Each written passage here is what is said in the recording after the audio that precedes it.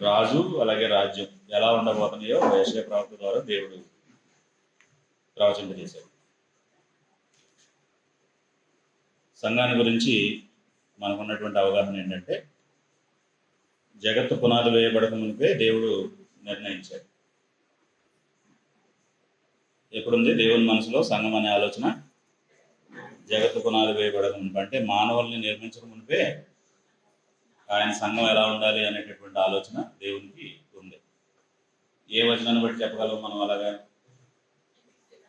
ఎఫెసీయులకు రాసిన పత్రిక 1వ అధ్యాయము 4-6 వచనాల్లో జగత్తు పునాది వేయబడక మునిపే ప్రేమ చేత ఆయన మనం క్రీస్తులో ఏర్పరచను అన్న మాటను మనం చదువుతాం. సో కాలంలో దేవుడు ఆయన ప్రవక్తల ద్వారా ప్రవచింపజేశాడు. అందుకే మనం దీనికి ఏం పేరు పెట్టామనంటే, ప్రవక్తలు ప్రవచించిన సంఘం.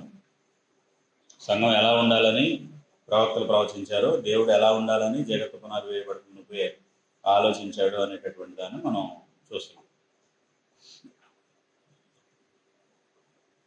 అక్కడున్న రాజు, ఆ రాజు పరిపాలించేటటువంటి సంఘం యొక్క సంస్కృతి ఎలా ఉండాలి అనేటటువంటిది 11వ అధ్యాయంలో మనకి చెప్పాడు. యెషయా గ్రంథం 11వ అధ్యాయంలో మనకి చెప్పాడు.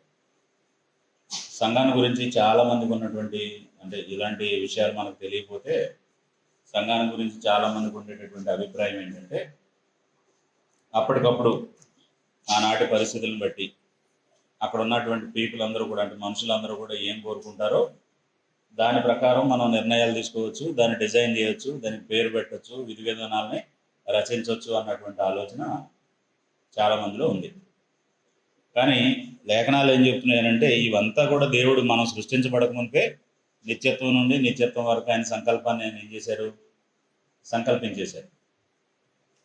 సో కాబట్టి మనం అది అర్థం చేసుకోవాలి అని అంటే, ప్రవక్తలు ఏమని ప్రవచించారు అన్నటువంటి దాన్ని మనం ఆలోచిస్తే, సింపుల్గా ఈ మాటను మనం చూడటానికి 2వ అధ్యాయంలో యెషయా గ్రంథంలోనే సంఘం ప్రవక్తల చేత ఎలా ప్రవచించబడింది, ప్రవక్తలు ఎలా ప్రవచించారు సంఘాన్ని గురించి అంటే, ముఖ్యంగా యెషయా ప్రవక్త 2వ వచనం నుండి మనం చదివితే, అంత్య దినములలో, ఎప్పుడు ఈ సంఘం ప్రారంభమయ్యేది? అంత్య దినములలో. అంత్య దినములు అంటే ఎప్పుడండి? అంత్య దినాలంటే చాలామంది ఏదైనా మనం ఇంట్లో ఏదైనా జరుగుతుంటే ఏమంటారంటే, అంత్య దినాల్లో ఉన్నామయ్యా అందుకే అలా జరుగుతుంది అంటారు. ఇప్పుడు ప్రారంభం అవ్వాలి అంత్య దినాలు అనేవి. ఇప్పుడు చూడండి, వేరే మతస్థులు ఏమంటారంటే, బ్రహ్మం గారు చెప్పారు అంతా వింతలు జరుగుతున్నాయి, చిన్న చిన్న పిల్లలు అవి చేస్తున్నారు ఇవి చేస్తున్నారు, కలియుగం లేకపోతే అంత్యకాలం అని చెప్పేసి అంటారు. అంత్య దినములు అనే మాట నేను ఇంకా డీటెయిల్గా మీకు చెప్తాను. పర్వతముల పైన యెహోవా మందిర పర్వతము పర్వత శిఖరమున స్థిరపరచబడి కొండల కంటే ఎత్తుగా ఎత్తబడను. యెహోవా మందిర పర్వతము అనే మాటను మనం చూస్తాం, యెహోవా మందిరము అనే మాటను మనం చూస్తాం. అంత్య దినములు అనేవి ఎప్పుడు వచ్చినాయి అనంటే, కాలాన్ని, బైబిల్ కాలాన్ని మనం ఏం చేస్తామంటే 3 భాగాలుగా విభాగిస్తాం. పితరుల యుగం అని, ధర్మశాస్త్ర యుగం అని, క్రైస్తవ యుగం అని. ఉందా బైబిల్లో ఆ డివిజన్ ఉందా, లేకపోతే మనం అంటున్నామా సొంతగా? ఉంది. అంటే మొదటి దానికి పితరుల యుగం అనే దానికి మనం ఎలా చెప్తామనంటే, దేవుడైన యెహోవా హోరేబులో మనతో నిబంధన చేశాను. ద్వితీయోపదేశకాండం 5:2లో మోషే ప్రవక్త చెప్తున్నాడు ఇశ్రాయేలీయులతో, దేవుడైన యెహోవా హోరేబులో మనతో నిబంధన చేశాను. యెహోవా మన పితరులతో కాదు, నేడు ఇక్కడ సజీవులమై నిలిచి ఉన్న మనతోనే ఈ నిబంధన చేశాడు. అంటే పితరులతో చేసిన నిబంధన ఉంది, అప్పుడున్నటువంటి ధర్మశాస్త్రాన్ని పొందేటటువంటి యూదులు ఉన్నారు కదా, వాళ్ళతో చేసినటువంటి నిబంధన ఉంది. 2 ఉన్నాయని మనం దాన్ని బట్టి చదువుతాం. ఇర్మియా 31 నుంచి 33 వచనాలు మనం చదివితే, ఇర్మియా ప్రవక్త ద్వారా దేవుడు ఏమంటాడంటే, ఆ దినములైన తరువాత నేను ఇశ్రాయేలు ఇంటి వారితోనూ యోధా వారితోనూ నేను క్రొత్త నిబంధన చేయ దినములు వచ్చుచున్నది. ఈ క్రొత్త నిబంధన ఎలాంటిది? ఐగుప్తు దేశంలో నుండి వారిని విడిపించటకై వారు చేయి పట్టుకున్న దినమున వారి పితరులతో చేసే నిబంధన వంటిది కాదు. అంటే ఐగుప్తు నుంచి వచ్చి సినాయి పర్వతం దగ్గర ధర్మశాస్త్రం పొందిన వాళ్ళతో చేసిన నిబంధన కాదు అన్నాడు. ఇంతకుముందు ఏమన్నాడు అని అంటే, ఈ ధర్మశాస్త్రం చేయడానికి ముందున్న పితరులతో చేసింది కాదు అన్నాడు. చాలా 3 ఉన్నాయి మనకి. సమరయ స్త్రీతో యేసు ప్రభు మాట్లాడుతున్నప్పుడు కూడా 3 రకాల ఆరాధనల గురించి చెప్పింది ఆమె. అయ్యా మీరు మీ పితరులు పర్వతాల మీద ఆరాధించారు, ఆరాధించవలసిన స్థలం యెరూషలేములో ఉందని యూదులు చెప్తున్నారు, మరి నువ్వేం చెప్తావు అని చెప్పి యేసుప్రభుని అడిగింది. అడిగితే ఆయన ఏమన్నాడు, అమ్మా ఒక కాలం వస్తుంది, ఆ కాలం ముందు పర్వతాల మీద ఆరాధించరు, యెరూషలేములోనూ ఆరాధించరు, దేవుణ్ణి ఆత్మతో సత్యంతో ఆరాధించే కాలం వస్తుంది అని చెప్పాడు. యోహాను సువార్త 4:22 నుండి 24 వరకు. సో ఈ 3 మాటలను బట్టి మనకి ఏంటంటే 3 యుగాలు ఉన్నాయని. ఇప్పుడు అంత్య దినాలు అనేవి ఎప్పుడంటే ధర్మశాస్త్రం కొట్టివేయబడి క్రొత్త నిబంధన ప్రారంభమైనటువంటి రోజు అంత్య దినాలు. అంత్య దినాల్లో ఏం జరుగుద్దో యోవేలు ప్రవక్త చెప్పాడు. మనం అపోస్తుల కార్యాలు 2వ అధ్యాయం మనం చదివితే పేతురు తన ప్రసంగంలో ఏమన్నాడంటే, ఆయన చెప్తున్నటువంటి మాటలను కొంతమంది కామెంట్ చేశారు. ఏమనంటే, కొత్త మద్యంతో నిండి భాషలు మాట్లాడుతున్నారు అని. అంటే కొత్త మద్యం కాదు, యోవేలు చెప్పినటువంటి ప్రవచనం నెరవేరింది. 2:28లో ఆయన చెప్పాడు కదా, ఆ మాట నెరవేరింది. అంత్య దినములలో మనుషులందరి మీద నా ఆత్మని కుమ్మరిస్తాను, మీ కుమారులు మీ కుమార్తెలు ప్రవచిస్తారని యోవేలు ప్రవక్త ఏ మాట అయితే చెప్పాడో ఆ మాట ఇప్పుడు నెరవేరింది. దాని ప్రకారం భాషలతో మాట్లాడుతున్నారే తప్ప కొత్త మద్యంతో కాదు అని చెప్పి పేతురు చెప్పాడు. సో సంఘం ఎప్పుడైతే ప్రారంభమైందో, క్రొత్త నిబంధన యుగం అనేది ఎప్పుడైతే ప్రారంభమైందో అప్పటి నుంచి అంత్య దినాలు. అందుకే యేసుప్రభు ఆరోహణం అయినప్పుడు అక్కడున్న శిష్యులందరూ కూడా ఆయన మేఘం మీద కొనుక్కోబోతుంటే ఆశ్చర్యంగా చూస్తున్నారు. అప్పుడు 2 మనుషులు దేవదూతలు వచ్చి ఏమని చెప్పారు, గలిలయ మనుషులారా, మీరు ఎందుకు ఆకాశం తట్టు తేరి చూస్తున్నారు? మీరు ఏ యేసుని ఇలా పైకి వెళ్ళటం మీరు చూస్తున్నారో ఆయనే మరలా తిరిగి వస్తాడు. అంటే ఇప్పుడు ఈ క్రొత్త నిబంధన యుగం తర్వాత యేసు ప్రభు రాకడే కానీ ఇంకొకటి లేదు. పితరుల యుగం తర్వాత ధర్మశాస్త్ర యుగం వచ్చింది, ధర్మశాస్త్ర యుగం తర్వాత క్రొత్త నిబంధన వచ్చింది, క్రొత్త నిబంధన తర్వాత ప్రభు రాకడ, ఈ పంచభూతాలు మిక్కడమైన వేండ్రంతో లయమైపోవటం, ఇవే తప్ప ఇంకొక యుగం అనేది లేదు. అంటే ఇదే ఆఖరిది. అంటే దాని అర్థం ఏంటి? అంత్య దినాలు అంటే ఏది? ఈ క్రైస్తవ యుగం అంతా కూడా ఏంటనమాట, అంత్య దినాలు. అప్పుడు ప్రారంభం అవుద్ది సంఘం అని చెప్పాడు. అలాగే అన్నట్టుగానే అంత్య దినాల్లోనే ప్రారంభమైంది, ఇది ధర్మశాస్త్రం ఉండగా ప్రారంభమైంది, అంత్య దినాల్లోనే ప్రారంభమైంది. ఈ యెహోవా మందిర పర్వతం అనేది మనం తిమోతికి రాసిన మొదటి పత్రిక 3వ అధ్యాయము 15వ వచనం చదివితే, అయినను నేను ఆలస్యం చేసిన ఎడల జీవము గల దేవుని సంఘములో అనగా దేవుని మందిరంలో జనులు ఎలా నడుచుకోవాలో నీకు తెలియాలి. సంఘం ఏమని పిలువబడింది? దేవుని మందిరం అని పిలువబడింది. అన్నిటికంటే పైనుందా సంఘం? పర్వత శిఖరమును స్థిరపరచబడి కొండల కంటే ఎత్తుగా ఎత్తబడును అన్నాడు. సమస్తాన్ని భూమి మీద ఉన్న వాటి అన్నిటినీ కూడా ఆయన పాదాల కింద ఉంచి సమస్తం పైన ఆయన సంఘానికి శిరస్సుగా నియమించాడు దేవుడు. సో ఇలా మనం చూస్తే ఇక్కడ ఆ ప్రవచనం నెరవేరింది. ప్రవాహం వచ్చినట్టుగా అన్ని జనులు దానిలోకి వస్తారు, ధర్మశాస్త్రంలోకి రారు. ప్రవాహం వచ్చినట్టుగా అన్ని జనులు అసలు మామూలుగా కూడా రావడానికి లేదు. యూదుడు రాగలుగుతాడు ధర్మశాస్త్రంలో, కానీ అన్యుడు రాలేడు. అన్యుడు రావాలంటే ఏం చేయాలి? సున్నతి పొంది యూదా మత ప్రవిష్టుడు అవ్వాలి అతను. అప్పుడు అతనికి సాధ్యం, అప్పుడు అతనికి పాసిబిలిటీ ఉంటుంది. కాబట్టి ప్రవాహం వచ్చినట్టు వచ్చే సంఘం ఏంటంటే, పరిస్థితి ఏంటంటే క్రొత్త నిబంధన కాలం. 2,000 మంది బాప్తిసం పొందారు, 3,000 మంది బాప్తిసం పొందారు, తర్వాత 2,000 మంది చేర్చబడ్డారు, 5,000 అయ్యారు. ఇలా ప్రవాహం వచ్చినట్టుగా మనుషులు దాంట్లోకి వస్తున్నారు. సో అప్పుడు యెరూషలేము నుండి యెహోవా వాక్కు, సియోనులో నుండి ధర్మశాస్త్రం బయలు వెళ్తాయి అని చెప్పాడు. ధర్మశాస్త్రం యెరూషలేములోనే కొట్టివేయబడింది. దేవుని వాక్యం సువార్త కూడా ఎక్కడి నుంచి ప్రారంభమైంది? యెరూషలేములో నుండి. యేసుప్రభు సిలువ వేయబడింది ఎక్కడ? యెరూషలేములోనే కదా. దేవాలయపు తెర నడిమికి బదులైపోయినప్పుడు ధర్మశాస్త్రం ఏమైంది? కొట్టివేయబడింది. ఇప్పుడు బోధిగంతాల వరకు సువార్త ప్రారంభం ఎక్కడి నుంచి అని చెప్పాడు యేసుప్రభు? యెరూషలేములో నుండి. కాబట్టి ధర్మశాస్త్రం అక్కడే కొట్టివేయబడుతుంది, దేవుని వాక్యం కూడా ఎక్కడి నుంచి ప్రారంభం అవుతుంది అది చెప్పాడు అనమాట. సియోనులో నుండి ధర్మశాస్త్రం, యెరూషలేము నుండి యెహోవా వాక్కు బయలువెళ్ళి జనులు గుంపులు గుంపులుగా వచ్చి, అపోస్తుల కార్యాలు 2:5 ఇట్లా మనం చూస్తే గుంపులు గుంపులుగానే వచ్చారా? ఒక్కొక్కళ్ళు ఇద్దరు కన్వర్ట్ అయ్యారా? గుంపులు గుంపులుగా వచ్చి, యాకోబు దేవుని మందిరమునకు యెహోవా పర్వతమునకు మనం వెళుదము రండి, ఆయన తన మార్గముల విషయమే మనకు బోధించును, మనం ఆయన త్రోవలను నడుతుము అని చెప్పుకుందరు. ఆయన మధ్యవర్తి అయి, ఆయన అంటే ఎవరు? యేసుక్రీస్తు మధ్యవర్తి అయి అన్ని జనులకు న్యాయము తీర్చును, అనేక జన్మలకు తీర్పు తీర్చును. అన్ని జనులకు న్యాయం తీర్చడం అంటే, యూదులేమో దేవుని ప్రజలు, అన్ని జనులు ఎవరు కాదు? దేవుని ప్రజలు కాదు. యేసు ప్రభు రాకమునుపు వాగ్దాన నిబంధన లేని ప్రజలు, దేవుని సొత్తు కానటువంటి ప్రజలు, అలాగే నిరీక్షణ లేనివారు, లోకమందు అసలు దేవుడే లేనివారు. కాబట్టి ఈయన వచ్చి మరలా మధ్యవర్తిగా ఉండి ధర్మశాస్త్రాన్ని కొట్టివేయడం ద్వారా ఉభయుల్ని క్రీస్తునందు ఒక్క నూతన పురుషుడిగా సృష్టించాడు. అప్పుడు దాని కల్చర్ ఎలా ఉండాలి అని అంటే, వారు తమ ఖడ్గములను నాగటి నక్కులుగాను, క్రొత్త నిబంధనలో ఉండే ఈ పరిస్థితి ఎలాగట, వాళ్ళు అంతకుముందు యుద్ధం చేయడానికి ఖడ్గాలు ఉన్నాయి వాళ్ళ దగ్గర. ఇక ఇప్పుడు యుద్ధంతో పని లేదు. ఈయన సమాధానకర్త, సమాధాన రాజు. ఈయన రాజ్యంలో యుద్ధాలు లేవు. కాబట్టి యుద్ధం లేనప్పుడు కత్తులతో పనే ఉంది. కాబట్టి వాటిని ఏం చేస్తారు? నాగటి నక్కులుగా మార్చుకుంటారు.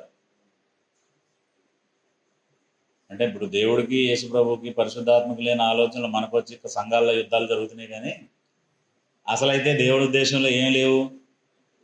ఇక్కడ యుద్ధం లేదు, నాగటి నక్కులుగా మార్చుకుంటారు. తర్వాత ఇంకేమన్నాడు? ఈటెలను మచ్చుకొత్తులు అంటే కూరగాయలు తరిగేటటువంటి చాకుల్లాగా మార్చుకుంటారు. యుద్ధం నేర్చుకున్నట్టుగా మానవేయను. యాకోబు వంశస్థులారా రండి, మనం యెహోవా వెలుగులో నడుచుకుందాము అని చెప్పేసి చెప్తారు. ఇది సంఘం ప్రారంభమైనప్పుడు జరిగేటటువంటి విషయాలు. అప్పుడు దాని రాజు ఎలా ఉంటాడు, దాన్ని పరిపాలించే రాజు ఎలా ఉంటాడు, అది మనం ఇప్పుడు యెషయా గ్రంథం 11వ అధ్యాయం 1-5 వచనాల్లో చూస్తాం. ఎక్కడి నుంచి వస్తాడట? దాని రాజు ఎక్కడి నుంచి వస్తాడట? యెషయా మొద్దు నుండి చిగురు పుట్టును, వాని ఏరుల అంకురము ఎదిగి ఫలించును అన్నాడు. యెషయా అంటే ఎవరు? యెషయా ప్రవక్త ఏమో మనం చదివే పుస్తకం ఎవరిదైతే రాశాడు ఆయన. యెషయి అంటే ఎవరు? దావీదు తండ్రి.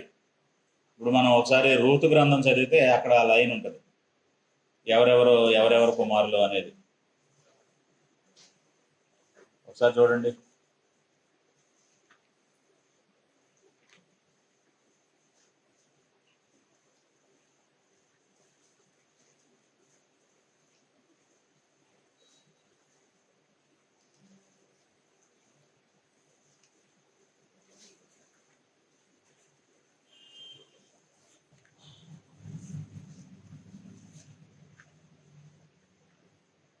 ఉమ్. 16వ వచనం నుండి మనం 17వ వచనం నుండి మనం చదివితే, ఈ ఆమె పొరుగు స్త్రీలు నయోమి కొరకు కుమారుడు పుట్టినని చెప్పి అతనికి ఓబేదు అని పేరు పెట్టింది. అతడు దావీదునకు తండ్రి అయిన యెషయి యొక్క తండ్రి. అంటే రూతుని వివాహం చేసుకున్నాడు కదా అది. ఇప్పుడు వీళ్ళు ఎవరు అంటే ఈ పెరెసు వంశావళిలో నుంచి వచ్చిన వాళ్ళు. యోధా కుమారుడు ఎవరు? పెరెసు, జరహు. యోధా వంశంలో ఉండే ముఖ్యమైనటువంటి వ్యక్తులు ఎవరు? పెరెసు, జరహు. ఇప్పుడు ఆకానేమో జరహీల వంశం, దావీదు ఎవరు? పెరెసు వంశావళి. అంటే యేసుక్రీస్తు ఈ వంశావళి నుంచే వస్తాడు ఆయన. కాబట్టి పెరెసు వంశావళి ఏదనగా, పెరెసు హెస్రోను రామును, రాము అమ్మినాదాబును, అమ్మినాదాబు నయస్సోను షల్మాను బోయజును, బోయజు ఓబేదును, ఓబేదు యెషయి దావీదును కనెను. అర్థమైందండి ఎందుకు యెషయి మొద్దు నుండి అన్నాడు? ఆయన తండ్రి, ఆయన యోధా గోత్రికుడు. యెషయి మొద్దు నుండి ఏం పుడుతుంది? చిగురు పుట్టును. కాబట్టి ఇప్పుడు యేసుక్రీస్తు ఏ వంశంలో నుంచి వస్తాడు? యోధా వంశంలో నుంచి. కాబట్టి యెషయి మొద్దు నుండి చిగురు పుట్టును అనేటటువంటి మాట ఉంది కదా, అది ఎవరు అని అంటే యేసుక్రీస్తు. యెషయి వంశస్థుడు ఆయన. ఆయన మీద ఎవరు ఉంటారు? ఎవరు నిలిచుంటారు? ఆయనకి యెహోవా ఆత్మ ఆయన మీద నిలిచుండును అనే మాట అన్నాడు. ఇప్పుడు యెహోవా ఆత్మ యేసుక్రీస్తు మీద నిలిచున్నాడా? ఆయన యెహోవా ఆత్మన్నా, యేసుక్రీస్తు ఆత్మన్నా, పరిశుద్ధాత్మన్నా, నిత్యుడగా ఆత్మన్నా, సత్యస్వరూపిగా ఆత్మన్నా, పరిశుద్ధాత్మన్నా, ఇవన్నీ ఎవరికి ఉపయోగించిన పేర్లు? పరిశుద్ధాత్మకు వాడినటువంటి పేర్లు. కాబట్టి యేసు ప్రభు శరీరధారిగా ఉన్న కాలంలో ఆయన బాప్తిసం పొందినప్పుడు ఆయన ఆనవాళ్ళు ఏంటంటే, ఆయన దేవుని కుమారుడు అనడానికి బాప్తిసం ఇచ్చి యోహానికి దేవుడు చెప్పాడు ఏమని? నువ్వు బాప్తిసం ఇచ్చుకుంటూ వెళ్ళు మనుషులకి, ఏ మనిషి మీద అయితే పరిశుద్ధాత్మ పౌరాకారంలో వస్తాడో ఆయనే ఈ లోక పాపాలను మోసుకొని పోయే దేవుని గొర్రెపిల్ల లేదా మెస్సయ్య అని చెప్పి నువ్వు ప్రకటించు అని చెప్పాడు. ఇప్పుడు ఆయన ఆత్మ ఈయన మీద నిలవటం చూశాడా లేదా యోహాను? చూశాడు, డిక్లేర్ చేశాడు. అందుకు ఈయనే దేవుని కుమారుడు, లోక పాపాలను మోసుకొని పోవు దేవుని గొర్రె పిల్ల. కాబట్టి ఆయన మీద యెహోవా ఆత్మ నిలుచుంది. యెహోవా భయము ఇంపైన సువాసనగా ఉండునట్టండి ఆయనకి. యేసుక్రీస్తుకి ఎలా ఉంటుంది? యెహోవా భయము ఇంపైన సువాసనగా ఉంటుంది అటండి. మనకు ఎలా ఉంటుంది యెహోవా భయం? ఇంపైన సువాసనగా ఉండదండి. కాకరకాయ కూర తినకపోతే నువ్వు చచ్చిపోతావు అంటే బలవంతంగా తింటాడు చూసారు పేషెంట్, అలా ఉంటుంది మనకు ఆజ్ఞలు పాటించడం. షుగర్ మానేయకపోతే షుగర్ పెరుగుద్దని అంటే బలవంతంగా షుగర్ మానేస్తాను చూసారా, అలా ఉంటుంది మనకి యెహోవా భయం. యేసు ప్రభువుకి ఎలా ఉంటుంది అని అంటే ఇంపైన సువాసనగా ఉంటుంది. ఇంపైన సువాసన అంటే మనకు బాగా నచ్చిన స్మెల్ వస్తే ఏం చేస్తామండి? గుండెల నిండా, ఊపిరితిత్తుల నిండా గాలి పైకి పీల్చుకుంటాం. మనకు నచ్చని స్మెల్ వస్తే అంత పైకి పీల్చుకున్న గాలిని కిందకి వదిలేస్తాం. అది నచ్చదు మనకి. సో కాబట్టి ఇప్పుడు యేసు ప్రభువుకి దేవుని పని చేయడం అంటే ఎలా ఉంటుందట? దేవుడు చెప్పిన మాటకు లోబడటం అంటే ఎలా ఉంటుందట? ఇంపైన సువాసనగా ఉంటుంది. అందుకు ఆయన దేవుని కుమారుడిగా అందరికీ మాదిరిగా ఉన్నాడు. ఎంత మాదిరిగా ఉన్నాడు, ఎంత సువాసన ఆయనకి అని అంటే, ఒకసారి సమరయపట్నం గుండా యేసు ప్రభు ఆయన శిష్యులు వెళుతున్నప్పుడు సమరయ స్త్రీతో ఈయన మాట్లాడుతున్నాడు సుకారు అనేటటువంటి ఊర్లో, బావి దగ్గర. యేసు ప్రభు శిష్యులు వీళ్ళు మాట్లాడుకుంటున్నారు కదా అని పట్టణం వెళ్ళి రొట్టెలు కొనుక్కొచ్చారు. రొట్టెలు కొనుక్కొచ్చే లోపు యేసు ప్రభు డిస్కషన్ అంతా అయిపోయింది, సమరయ స్త్రీ వెళ్ళిపోయింది. అప్పుడు ప్రభు బోధకుడు భోజనం చేయని అడిగారు, రొట్టెలు తినమని అడిగారు. ఆయన ఏమన్నాడంటే నేను భోజనం చేసేసానని చెప్పాడు. మీకు తెలియని ఆహారం నా దగ్గర ఉంది అని చెప్పాడు. అంటే భోజనం చేశాను అనగానే వాళ్ళు ఏమనుకున్నారు, బోధకుడు కదా, మనం వచ్చేలోపు ఎవరో ఒకరు పెట్టుంటారు, తినేసి ఉంటాడని. బోధకులకి ఇది ఒక థ్రెట్ ఉంటుందండి. అయితే అందరూ ఒకేసారి పెడతారు, లేకపోతే వాళ్ళు పెట్టారని వీళ్ళు పెట్టారని వాళ్ళు వదిలేస్తారు. సో కాబట్టి అలాగే అనుకున్నారు యేసు ప్రభు గురించి కూడా కొంచెం.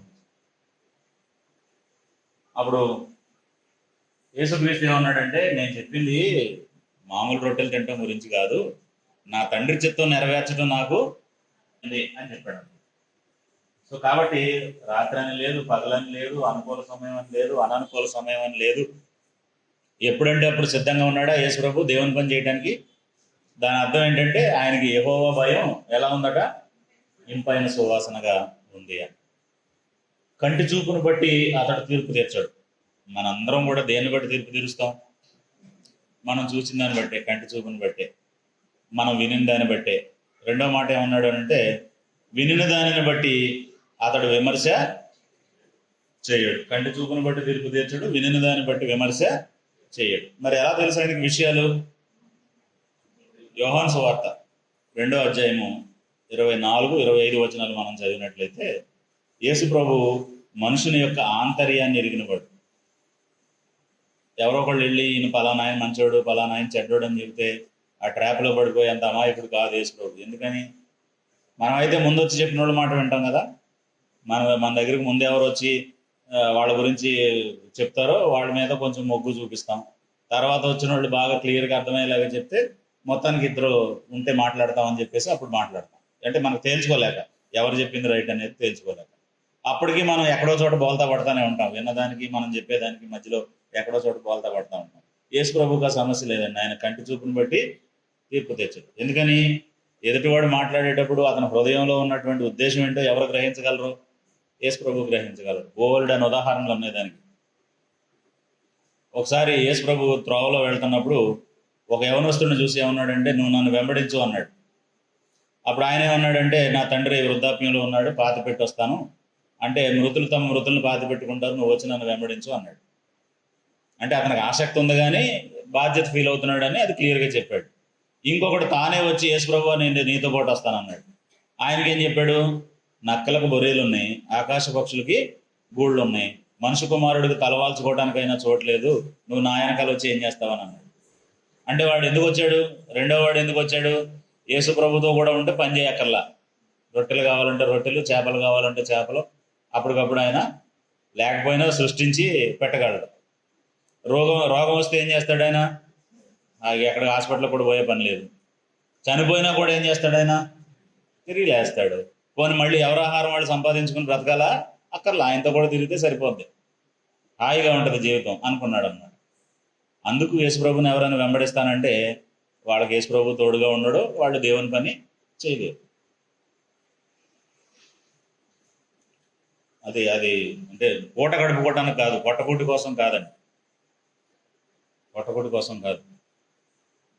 దేవుని చిత్తాన్ని గ్రహించి దేవుని సేవ చేయాలన్నటువంటి కాంక్షతో చేసే పని అది.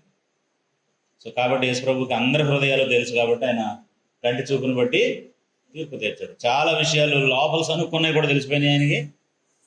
ఒకసారి పాపాత్మురాలైనటువంటి ఒక స్త్రీ ఒక పరిసైడు విందు చేస్తూ ఉంటే అక్కడికి వచ్చి ఆయన పాదాలని తల వెంట్రుకలతో తుడుస్తుంది అత్తర పూసి. లోపల సణుక్కుంటున్నారటండి యూదులు, ఏమని, ఈ స్త్రీ ఎలాంటిదో తెలీదా, ఆమెనేంటి పాదాలు తాకనిస్తున్నాడు ఈయన అని. బయటకంట్లా లోపల అనుకుంటున్నాడు. అప్పుడు ఆయన ఆ లోపల అనుకునే వాళ్ళకు ఒక ఉపమానం చెప్పాడు. ఏమనంటే, ఒక యజమానుడి దగ్గర ఇద్దరు దాసులు ఉన్నారు, ఒకడికి విస్తారమైనటువంటి ఆ ధనం అప్పున్నాడు, అది క్షమించబడింది. ఇంకొకడికి కొద్దిగా ఉంది, అది కూడా క్షమించబడింది. ఈ ఇద్దరిలో ఎవరు యజమానికి ఎక్కువ కృతజ్ఞతగా ఉంటారు అని అంటే వాళ్ళు సిన్సియర్గా ఏం చెప్పారంటే, ఎక్కువ పాపాలు ఎవరికి క్షమించబడియో వాళ్ళే. కాబట్టి ఆ స్త్రీకి మీకు తేడా అదే అని చెప్పాడు అన్నమాట. ఆమె ఏమనుకుంటుంది, నేను విస్తారమైన పాపాలు చేశాను, నా ప్రాయశ్చిత్తం ఇలా చేసుకోవాలని నా పాదాలు తుడుస్తుంది. మీరేమనుకుంటున్నారు, మేము చాలా మంచివాళ్ళమే, అప్పుడప్పుడు చిన్న చేద్దాం అనుకుంటున్నారు మీరు. కాబట్టి వాళ్ళు చెప్పకుండానే వాళ్ళ హృదయంలో ఉన్నటువంటి సంగతులు ఆయనకి తెలిసిపోయి. కాబట్టి యేసు ప్రభుతో డీల్ చేసే మనకు కూడా తెలియాలండి. మనం కూడా చాలాసార్లు నువ్వేమైనా కనిపెట్టు, నువ్వేమైనా తప్పులుంటే మన్నించు, నీకేమైనా దొరికితే అప్పుడు ఆలోచిద్దాం, అప్పుడు డిస్కస్ చేద్దాం అని చెప్తూ ఉంటాం ఆయనకి ప్రార్థనలో. మనం చెప్పినా చెప్పకపోయినా, మనం గ్రహించినా గ్రహించకపోయినా ఆయనకు తెలుసా తెలీదా? తెలుసు. కాబట్టి ఆయన కంటి చూపుని బట్టి తీర్పు తీర్చడు, వినిన దాన్ని బట్టి ఏం చేయడు, విమర్శ చేయడు. ఎవరన్నా వచ్చి ఇతను మంచోడు కాదని చెప్తే యేసుప్రభు నమ్మడు, ఎవరైనా వచ్చి ఇతని కంటే గొప్పవాడు ఎవరు లేరని చెప్పినా సరే నమ్మడు. ఎందుకంటే అతను ఎలాంటి వాడు ఎవరికి తెలుసు, యేసుప్రభుకు తెలుసు. నీతిని బట్టి తీర్పు తీరుస్తాడు. పేదలకు ఎలా తీర్పు తీరుస్తాడట ఆయన, నీతిని బట్టి తీర్పు తీరుస్తాడు ఆయన. నీతిని బట్టి అంటే ఎవరితోనైనా ఒకేలాగా. నీతిని బట్టి అంటే ఏంటండి, ఇద్దరికి ఒకేలాగానా, ధనవంతుడికి పేదవాడికి ఒకేలాగానైనా, అది నీతి. నీ దగ్గరికి వచ్చిన వాళ్ళు ఎవరైనా సరే ఒకే విధమైన న్యాయం చెబితే అది నీతి. గొప్పవాడని ఒకలాగా, పేదవాడని ఒకలాగా మనం ట్రీట్ చేస్తే దుర్నీతి అది. కానీ ఈ రాజు ఏం చేస్తాడట, దేన్ని బట్టి తీర్పు తీరుస్తాడు మనుషులకి, నీతిని బట్టి తీర్పు తీరుస్తాడు. అసలు మొదలు ఈయన అనుసరిస్తాడా నీతిని? అనుసరిస్తాడు కదా. ఎలా చెప్తాము, బాప్తిసం పొందిన సందర్భం కదా, యేసు ప్రభు బాప్తిసం ఇచ్చి యోహాను చేత బాప్తిసం పొందాలని దేవుడు నిర్ణయిస్తే ఆయనేమో మార్చాలని చూస్తే ఈయనేమన్నాడు, నీతి యావత్తు ఇలాగ నెరవేర్చడం మనకి తగి ఉంది. నీతిని అనుసరిస్తాడు ఆయన, నీతిని బోధిస్తాడు ఆయన, నీతి కార్యాలని చేస్తాడు ఆయన. కాబట్టి ఆయన తీర్పులు కూడా ఎలా ఉంటాయి, నీతిని బట్టి పేదలకు తీర్పు తీరుస్తాడు. తన పెదవుల ఊపిరి చేత దుష్టులను చంపును అన్నాడండి. యేసు ప్రభు యొక్క పెదవుల ఊపిరి చేత దుష్టులను చంపును. ఎలా చంపుతాడండి, ఊపిరి చేత, పెదవుల ఊపిరి చేత ఎలా చంపుతాడు అని అంటే, ఆయన పెదవులతో ఏం ప్రకటిస్తాడు, సువార్త ప్రకటిస్తాడు. ఆయన మాట విన్న వాళ్ళు అందరూ కూడా ఏమవుతారు, ఆశీర్వదించబడతారు, వారి దుష్టత్వం నుంచి విడుదల పొందుతారు. మీరు అపోస్తుల కార్యాలు 3వ అధ్యాయం 26వ వచనం చదవండి ఒకసారి. అపోస్తుల కార్యాలు 3వ అధ్యాయం 26వ వచనం మీరు చదివితే, బాబు చాలా కుర్చీలు ఉన్నాయి, మీరు మళ్ళీ వేస్తున్నారు కుర్చీలు కొత్తగా, మేము ఈ నిండితే బాగుండని మేము చూస్తున్నాం. దేవుడు తన సేవకుని పుట్టించి మీలో ప్రతివానిని వాని దుష్టత్వము నుండి మళ్లించుట వలన మిమ్మల్ని ఆశీర్వదించుటకు ఆయనను మొదట మీ యొద్దకు పంపానని చెప్పాను. కాబట్టి దేవుడు యేసుక్రీస్తుని పంపింది ఎందుకట, మనలో ప్రతి వాళ్ళని, యూదుల్లో ప్రతి వాళ్ళని ఏం చేయడానికి, వాని దుష్టత్వం నుండి మళ్లించడానికి. ఎలా మళ్లించాడు ఆయన, ఇదిగో దేవుడు పరిశుద్ధుడు, మీరు పరిశుద్ధులుగా ఉండాలని మిమ్మల్ని సృష్టించాడు, దేవుల్లో ఇది ఉంది, మీరు కూడా అలా ఉండాలని దేవుడు కోరుతున్నాడు. ఇలా అనేకమైనటువంటి విషయాలు ఆయన పెదవులు ఊపిరి చేత సువార్త ప్రకటించడాన్ని బట్టి అది విన్నవాళ్ళు, దాన్ని విశ్వసించిన వాళ్ళు ఏమయ్యారు, వాళ్ళ దుష్టత్వం నుండి మళ్ళుకున్నారు. దుష్టుల్ని చంపుతూ అంటే అదనమాట, మనుషుల్ని చంపడం కాదు, దుష్టత్వాన్ని చంపడం. అలా యేసు ప్రభు మనుషుల్ని చంపాడు ఎక్కడైనా, దుష్టత్వాన్ని చంపాడు. ఒక వ్యక్తిలో ఉన్న దుష్టత్వాన్ని చంపాడా, దుష్టుడైన వ్యక్తిని ఒకటి కత్తితో పొడి చేసి చంపేశాడా? అలాగేం చేయలేదు. ఆయన దుష్టత్వాన్నే చంపాడు, దుష్టులను చంపలా యేసు ప్రభు. తర్వాత ఏమన్నాడంటే, ఆయన తన నడుములకు నీతియు అతని తొంట్లకు సత్యమును నడికట్టుగా ఉండును. అంటే ఆయన ధరించేటటువంటి ఆయుధాలు, అంటే శరీరంలో ఉండేటటువంటి అవయవాలు ఏమై ఉన్నాయంటే నీతి, సత్యం. మనకి సర్వాంగ కవచాన్ని ధరించండి అని చెప్పాడు కదా ఎఫెసీ పత్రిక 6వ అధ్యాయంలో. అక్కడ కూడా నీతి అనే మైమరువు, సత్యం అనేటటువంటి దట్టి, ఇలాగా సంబోధించాడు. సో కాబట్టి ఇవన్నీ ఎవరిలో ఉన్నాయి? యేసు ప్రభులో ఉన్నాయి. సో ఇప్పుడు సంఘాన్ని పరిపాలించే రాజు ఎలాంటి వాడని ప్రవచించారు? ఎలాంటి వాడని ప్రవచించారు? ఒకసారి వెనక్కి వెళ్తే, సంఘాన్ని పరిపాలించేటటువంటి రాజు యెషయా వంశస్థుడు. ఎవరై ఉండాలి? ఆయన యూదా గోత్రికుడై ఉండాలి, యెషయా వంశస్థుడై ఉండాలి. యెహోవా ఆత్మ ఆయన మీద నిలిచిన వాడై ఉండాలి. యెహోవా యందు భయము ఆయనకి ఎలా ఉండాలి? ఇంపైన సువాసనగా ఉండాలి. కంటి చూపును బట్టి తీర్పు తీర్చడు, వినిన దాన్ని బట్టి విమర్శ చేయడు, నీతిని బట్టి భేదలకు తీర్పు తీరుస్తాడు, తన పెదవుల ఊపిరి చేత దుష్టులను చంపుతాడు. అలాగే నీతి సత్యం అనేటటువంటిది ఆయనకి నడికట్టుగాను తుంట్లకు సత్యముగాను ఉంటుంది అని చెప్పాడు. ఇప్పుడు ఎవరైనా ఒక సంఘాన్ని స్థాపించాడు అని మనం ఒక వ్యక్తి గురించి చెబితే, మనకు చాలా మంది ఈయన ఫౌండర్, ఆయన ఫౌండర్ అని చెప్తారు కదండి సంఘాలకి. అప్పుడు ఆయనకి ఈ క్వాలిటీస్ అన్నీ ఉండాలన్నమాట. ఒకవేళ ఆయన నిజంగా ఫౌండర్ అయితే, బైబిల్ చెప్పిన ప్రకారం అయితే ఈ క్వాలిటీస్ అన్నీ ఎవరిలో ఉండాలి? భక్త్ సింగ్ గారిలో ఉండాలి, దేవదాసయ్య గారిలో ఉండాలి. ఏ సంఘాన్ని స్థాపించారో, ఎవరెవరైతే ఏ సంఘాలను స్థాపించారని చెప్తున్నారో భూమి మీద మనుషులు, వాళ్ళందరిలో ఈ గుణాలు ఉండాలి. అప్పుడే వాళ్ళు దేనికి అర్హులు? సంఘాలను స్థాపించడానికి అర్హులు అన్నమాట. ఉన్నాయా మరి ఇవన్నీ? ఇవన్నీ లేవు. యేసు ప్రభు దుష్టత్వాన్ని చంపవలసిన వాళ్ళు లిస్టులో ఉన్నారు తప్ప వాళ్ళు చంపే లిస్టులో వాళ్ళు లేరు. సత్యాన్ని అనుసరించే లిస్టులో ఉన్నారు తప్ప సత్యాన్ని ఇతరులకు మాదిరిగా చూపించే లిస్టులో వాళ్ళు లేరు. కాబట్టి మనుషులకి ఈ కారణం చేత సంఘాలను స్థాపించే ఆస్కారం లేదు. బైబిల్ అందుకే ముందే రాజు ఎలా ఉంటాడో చెప్పాడు అన్నమాట. రాజ్యం ఎలా ఉండాలి, దాని సంస్కృతి ఎలా ఉండాలో చెప్పాడు. తర్వాత చూడండి ఒకసారి, దేవుని యొక్క రాజ్యంలో, సంఘంలో మనుషుల మధ్యలో సహవాసం ఎలా ఉండాలి అని అంటే, మనం విడివిడిగా ఒక్కొక్క లక్షణం కలిగిన వాళ్ళం. సంఘానికి వెలుపల ఉన్నప్పుడు, లోకంలో ఉన్నప్పుడు ఒక్కొక్కళ్ళు, కొంతమంది దుష్టత్వాన్ని కలిగి ఉన్నారు, కొంతమంది సాధువులుగా ఉన్నారు, కొంతమంది ఇంకో రకంగా ఉన్నారు, మోసం అంటే యుక్తితో ఉన్నారు. ఇలా నువ్వు బయట ఏ గుణం కలిగి ఉన్నా సరే, లోపలికి వచ్చేటప్పటికి సహోదరుల మధ్యలో ఉండే సహవాసం ఎలా ఉండాలి అని అంటే, ఒక క్రూరమైనటువంటి వ్యక్తి, ఒక సాధువుగా ఉన్న వ్యక్తి కూడా ఇద్దరు సాధువుగా మారిపోయి ఒకరితో ఒకరు ఏం చేయాలి? సహవాసం చేయాలి. చాలామంది వెలుపట ఎలా ఉంటారో సంఘంలో కూడా మళ్ళీ అలాగే ఉంటారు. వెలుపట ఎలా ఉంటారో మళ్ళీ ఇక్కడ కూడా అలాగే ఉండటానికి ప్రయత్నం చేస్తారు. అప్పుడు ఈ సంస్కృతికి ఫిట్ అయ్యే వాళ్ళు కాదు వాళ్ళు. దేవుడు ఏం కోరుకుంటున్నాడు? ఆయన సంఘంలో ఎలాంటి వాళ్ళు కలిసి ఉండాలని కోరుకుంటున్నాడు.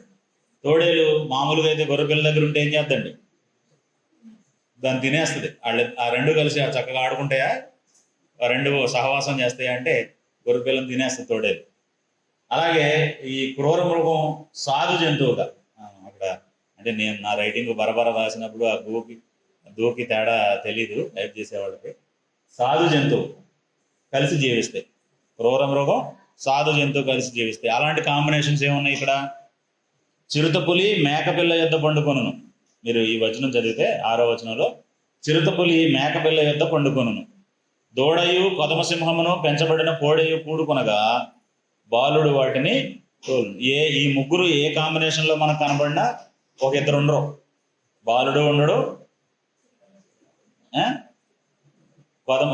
కోడే ఉండదు, దూడ ఉండదు. ఆ సింహం ఇద్దరిని తినేద్ది. కానీ అందరూ కలిసే ఉంటారు. ఆవులు ఎలుగులు కూడి మేయును, వాటి పిల్లలు ఒక్కచోటనే పండుకొను. ఎద్దు మేయునట్లు సింహము గడ్డి మేయును, పాలు పుడుచు పిల్ల నాగుపాము పుట్ట యొద్ద ఆటలాడును. మిడినాగు పుట్ట మీద పాలు విడిచిన పిల్ల తన చెయ్యి చాచును. అంటే ఇంత హార్మ్లెస్గా ఉంటుంది, ఎక్కడ ఎలాంటి ఇబ్బంది ఉండదు అని చెప్పాడు అన్నమాట. అంటే దేవుని ఊహ, లేకపోతే దేవుని యొక్క కోరిక ఏంటంటే సంఘం ఎలా ఉండాలని, ఎవరికి చిన్న హాని తలపెట్టినటువంటి వారిగా ఉండాలి, ఎంత ప్లెజెంట్గా ఉండాలి, ఎంత పీస్ఫుల్గా ఉండాలి. ఇంత శాంతితో కూడినటువంటిదిగా ఉండాలని కోరుతున్నాడు. ఇలాగే ఉన్నాయా సంఘాలు ఇప్పుడు? ఎవరో మర్మం విడిచి పక్కన వాళ్ళకి ఓపెన్గా ఉన్నది ఉన్నట్టు చెప్పే పరిస్థితి లేదు. డబ్బులు ఉన్నాయని చెప్పడం కుదరదు, డబ్బులు లేవని చెప్పడం కుదరదు. డబ్బులు లేవంటే తప్పుకు చూస్తారేమో, డబ్బులు ఉన్నాయంటే అప్పు అడుగుతారేమో. ఈ రెండిట్లో ఏదో బాధ మనకుంది. ఒకరితో ఒకరు సహవాసం మనస్ఫూర్తిగా చేసే వాతావరణం ఉందా ఇప్పుడు క్రీస్తు సంఘాల్లో? కూడా లేదు. మరి ఇదేనా ప్రవక్తల చేత ప్రవచించబడిన సంఘం? కొరింథీ పత్రికకు వచ్చేటప్పటికి పౌలు చాలా గట్టిగా చెప్పాడు, సహోదరులకే అన్యాయం చేస్తున్నారు, ఒక సహోదరుడు ఇంకో సహోదరుడికి అన్యాయం చేస్తున్నాడు, అన్ని జనుల్లో కూడా ఇది యాక్సెప్టబుల్ కాదు, అంగీకారం కాదు అని చెప్పాడు అన్న. సో కాబట్టి దేవుడు తన సంఘంలో ఏ వాతావరణాన్ని కోరుకుంటున్నాడు? ఎవరికి హాని చేయకుండా ఆత్మీయంగా ఎదగడానికి ఒకరికొకరు బలంగా సహాయం చేసుకునేటట్టుగా అలాంటి దాన్ని కోరుకుంటున్నాడు. అంటే నా కన్సర్న్ ఏంటంటే, అసలు సంఘం అనేది దేవుడు మనసులో ఎలా ఉందో తెలిస్తే మనకి, మనం ఉండే సంఘాన్ని అలా మార్చుకోమో అనేది మన తర్వాత సంగతి. ముందైతే అసలు మనకి ఏం తెలియాలి, ఒరిజినల్గా దేవుడి మనసులో ఏముందో తెలిస్తే రేపు లెక్క చెప్పేటప్పుడు అవును అప్పుడు విన్నాను కానీ పెద్ద పట్టించుకోలేదు అందుకే నాకు ఈ శిక్ష అనుకోవడానికి కుదురుద్ది. అప్పుడు వినబట్టి నేను పట్టించుకునేది మారిపోయాను కాబట్టి వాళ్ళ బడా నమ్మకమైన దాసుడిని అనిపించుకున్నాను అన్న కన్సర్న్ మనలో ఉంటుందన్నమాట. సో కాబట్టి ఎక్కడ కూడా చిన్న హాని, చిన్న అపకారం పొరుగు వాళ్ళకు జరగటానికి వీలు లేదు. చిన్న ఇబ్బంది ఎవరికి కలగకూడదు ఒకరి నుంచి ఒకరికి. అలా ఉండాలని దేవుడు కోరుతున్నాడు. భూమి మీద ఉన్న పరలోకం సంఘం, పరలోకంలో ఉన్న పరలోకం అంటే దేవుడు ఉండే వాతావరణం అయితే, భూమి మీద ఉన్న పరలోకం ఏంటనమాట? సంఘం. అలా ఉండాలి. కాబట్టి ఇక్కడ ఇది ప్రాక్టీస్ చేస్తే అక్కడికి వెళ్ళి అక్కడ ఉండటానికి మనం సరిపోతాం. ఇక్కడ ఇది ప్రాక్టీస్ చేయకుండా మనం ఇంట్లో ఎలా ఉంటామో, లోకంలో ఎలా ఉంటామో, కాలేజీలో ఎలా ఉంటామో, ఉద్యోగంలో ఎలా ఉంటామో అలాగే డిప్లొమాటిక్గా ఉన్నాం అనుకోండి, పరలోకం వెళ్ళినప్పుడు మనం ఏం దేనికి పనికిరాం? అక్కడ ఆ వాతావరణానికి మనం సూట్ అవ్వు. నీలో ఈ దుర్గుణాలు ఉన్నాయి, నువ్వు ఇక్కడ సరిపోవలే, నువ్వు అక్కడికి వెళ్ళిపో, నిత్యనాశనానికి వెళ్ళిపోమని దేవుడు చెప్పే పరిస్థితి వస్తుంది. తర్వాత ఇంకేమన్నాడు అని అంటే, నా పరిశుద్ధ పర్వతం అంతటా ఏ హాని జరగదు. ఏంటి ఆ పరిశుద్ధ పర్వతం? ఆ పరిశుద్ధ పర్వతం పేరేంటండి? సంఘం, మనమే. అక్కడ ఏ హాని జరగదు. ఏ సభ్యుడు ఇంకొక సభ్యుడిని నీ వల్ల నాకు ఈ నష్టం జరిగిందని అనకూడదు. ఏ సభ్యురాలు ఇంకొక సభ్యురాల్ని నీ వల్ల నాకు ఈ బాధ కలిగిందని అనకూడదు. ఏ పురుషుడు ఏ స్త్రీ ఎవరి మధ్యలో కూడా, ఏ కుటుంబం మధ్యలో కూడా నీ వల్ల నాకు ఇబ్బంది కలిగింది, నేను బాధపడ్డాను, నేను నొచ్చుకున్నాను, లేకపోతే నేను వెనకబడ్డానికి కారణం నువ్వు చెడ్డ మాదిరిగా ఉన్నావు అని చెప్పే అవకాశం ఉండకూడదు. ఎవరు హాని చేయకూడదు. అందరూ ఎలా ఉండాలి? కలిసి జీవించాలంటే అసలు సంఘం ఎలా ఉండాలని దేవుడు కోరుకుంటున్నాడో మనకు అర్థం కావాలి ముందు కదండి.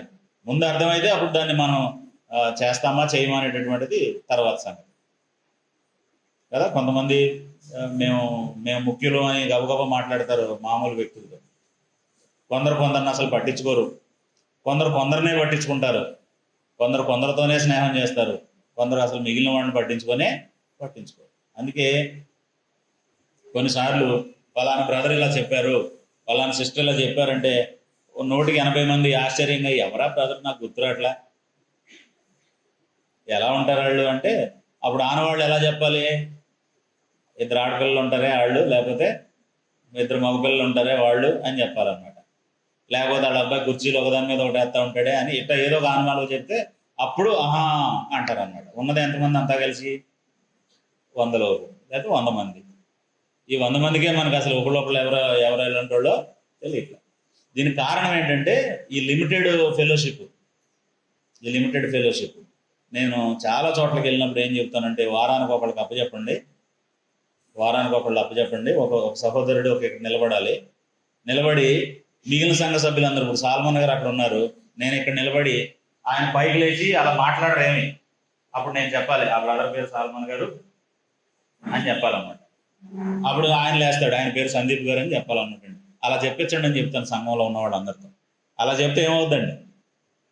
అందరి పేర్లు, అందరి వ్యక్తులు ఎవరో తెలుస్తుంది. లేకపోతే ఏం తెలుస్తుంది? ఎలా తెలుస్తుంది అంటే, మనం ఇప్పుడు కొన్ని గేములు ఉంటాయి కదా, బుక్లో మనం పెన్తో చేసే గేములు ఉంటాయి, ఇలా అడ్డంగా గీతలు పెట్టడం కానీ నిలువుగా కానీ.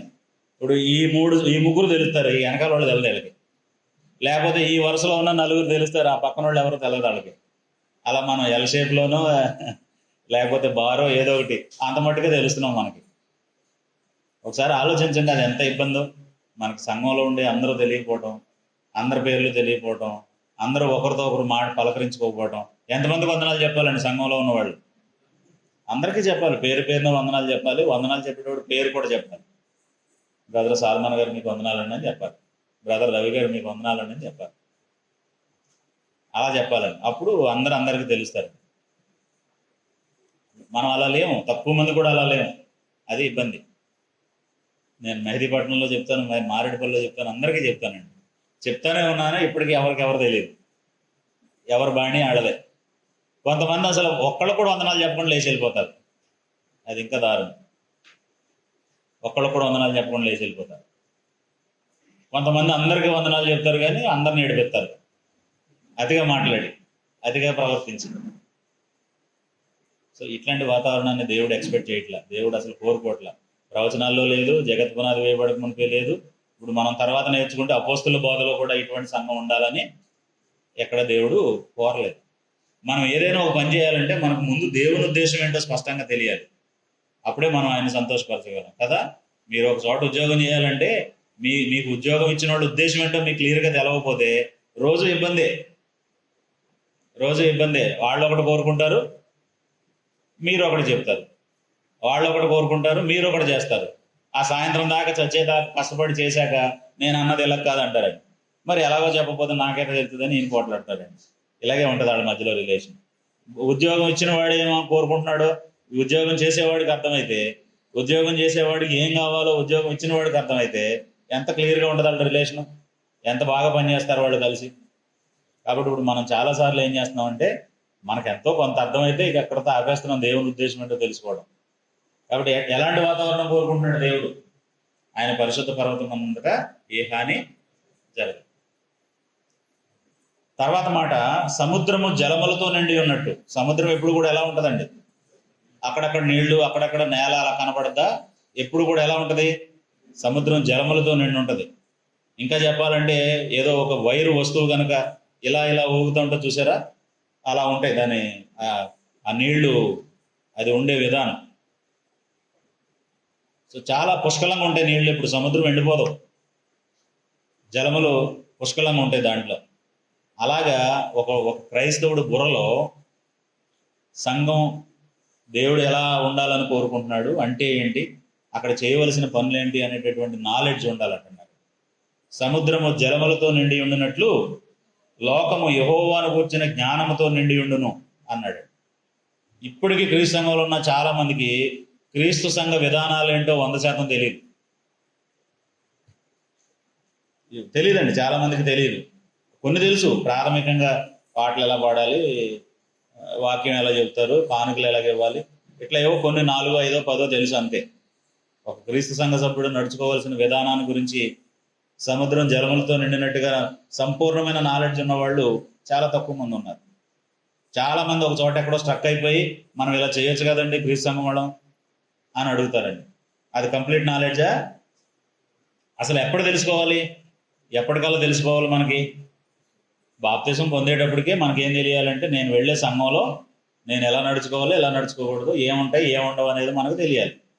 ఇప్పటికీ చాలామంది వాయిద్యాలు వాయించకూడదండి మనం నిజంగా అంటారండి. మళ్ళీ ఇక్కడ అబద్ధంగా ఏముంది?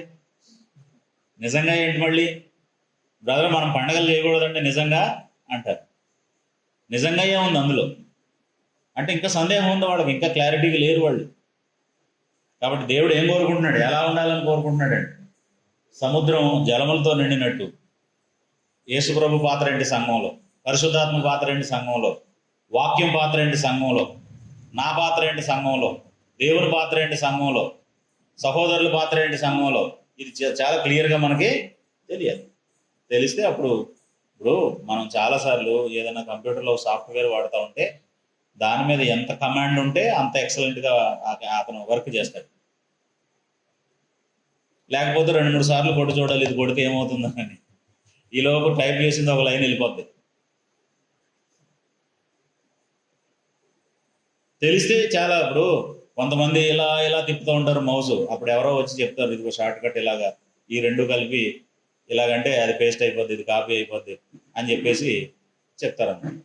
వీళ్ళకి పావు గంట పడుతుంది దాన్ని క్లిక్ చేయడానికి. సముద్రం జలములతో నిండినట్టుగా యెహోవాను గురించిన జ్ఞానంతో సంఘం ఎలా ఉండాలి, దేవుని సంకల్పం ఏంటి అనేది తెలియాలి. చాలా చోట్లకి వెళ్ళినప్పుడు సువార్త గుడికి కానీ బైబిల్ క్లాసులకు కానీ దేవుని సంకల్పం ఏంటండి అని అంటే అసలు సంకల్పం ఏంటండి అని వాళ్ళు నన్ను అడుగుతారు. నేనేమో వాళ్ళని ఏం అడుగుతాను, దేవుని సంకల్పం ఏంటి అని అడుగుతానండి. అసలు సంకల్పం అంటే ఏంటండి అని వాళ్ళు నన్ను అడుగుతారు. ఒకచోట సంకల్పమందున మనముండిన ఆ సంఘమందున వసించిన ఎంతో ఎంతో రమ్యము అని పాటలు పాడారు. వాళ్ళే అడిగిన దాని తర్వాత సంకల్పం అంటే ఏంటండి. మరి ఏం రమ్యం అర్థమైంది నీకు? పాట పాడేటప్పుడు ఎంతో ఎంతో రమ్యం అని పాడారు, తర్వాత దేవుని సంకల్పం అంటే ఏంటంటే నన్ను అడుగుతున్నారు అన్నమాట. అలా మీ తాత పేరు ఏంటంటే అసలు తాత అంటే ఏంటంటే అని అడిగితే ఏం చెప్తాం? ఇక వాడికి తాతే తెలియకపోతే తాత పేరు అంటే తెలుస్తుంది? దేవుని సంకల్పం తెలియకుండా అసలు ఒకటి బాప్తిసం పొందొచ్చా? ఆ మాటే తెలియకుండా పొందితే అది బాప్తిసమేనా? అసలు ఆయనకి ఏమైనా అప్పుడు పొందితే ఏంటంటే ఆయనకు ఒకటి చెప్పి అలాగనమాట. మనం ఒక చోట ఉండాల్సిన వాళ్ళని తీసుకొచ్చి ఒక చోట పెట్టారని అర్థం. అప్పుడు మనం ఎక్కడ ఉండాల్సిన వాళ్ళం కాదు, సంకల్పం అనేది తెలియకపోతే ఎక్కడ ఉండాల్సిన వాళ్ళం కాదు, సంఘంలో ఉండాల్సిన వాళ్ళం కాదు, మనం ఎక్కడో ఉండాల్సిన వాళ్ళం. మనకి ఇంకేదో అర్థమైంది, అది చేయాల్సిన వాళ్ళని తీసుకొచ్చి ఇక్కడ పెట్టాడు అనమాట. సో కాబట్టి దేవుని సంకల్పం తెలియకుండా ఉండకూడదు. సముద్రం జలములతో నిండినట్టుగా యెహోవాను కూర్చున్న జ్ఞానంతో మనం ఉండాలి. ఏది అడిగినా సరే క్రీస్తు సంఘం ఏం చేయొచ్చు ఏం చేయకూడదో టక టక టక చెప్పేయాలండి. ఇది చేయకూడదు, ఇది చేయొచ్చు, ఇలా ఉండకూడదు, ఇలా ఉండాలి, ఇది మాట్లాడచ్చు, ఇది మాట్లాడకూడదు, ప్రభురాత్రి భోజనం ఇలా ఇవ్వచ్చు, ఇలా ఇవ్వకూడదు, వాక్యంలో ఇలా చెప్పొచ్చు, ఇలా చెప్పకూడదు, ప్రార్థన చేసేటప్పుడు ఈయనకి చేయొచ్చు, ఈయనకి చేయకూడదు. ఇవన్నీ మనకు స్పష్టంగా తెలియాలి. తెలియకపోతే దేవుడేమో సముద్రం జలములతో నిండినట్టుగా ఉండాలని దేవుడు కోరుకుంటే ఇక మనం కనీసం చెరువులా కాదు కదా, ఒక చిన్న కుంటలా కూడా ఉండలేదు అనమాట. అప్పుడు ఎలా మ్యాచ్ అవుతుంది దేవుడికి? ఆయన జనులకు ధ్వజముగా ఉండును. యేసుప్రభు అట జనులకు ఎలా ఉంటాడట? ధ్వజముగా ఉండటం అంటే, ధ్వజం అంటే ఏంటండి? ఎత్తైన స్థలం అంటే కనబడేలాగా అనమాట, విజిబుల్గా ఉండేలాగా ఉండటం, ధ్వజముగా ఉంటాడు ఆయన. కాబట్టి ఏం చేయాలన్నా ఎవరిని చూస్తారు వాళ్ళు?